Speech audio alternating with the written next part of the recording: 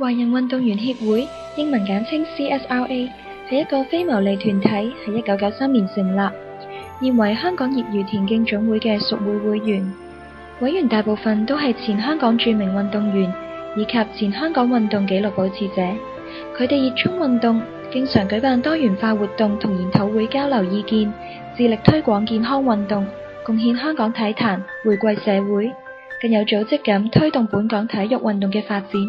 令年輕新一代喺健康愉快環境之中學習同成長。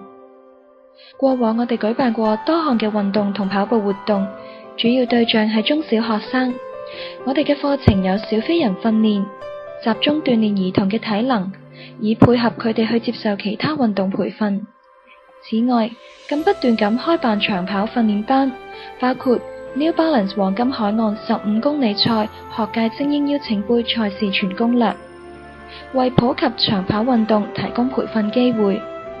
除咗運動課程之外，我哋亦都成功舉辦過多次大型運動比賽，例如活力灣仔迎東亞長跑比賽。本會嘅會員亦都積極參與各項大型賽事，例如聯合國兒童基金會慈善跑、渣打香港馬拉松同埋台北馬拉松、廈門國際馬拉松等多項海外國際賽事。本會更有運動員多次代表香港參加國際性賽事，取得佳績，將本地運動提升至國際水平。為咗讓會員互相切磋同交流技術，並且為賽前作好準備，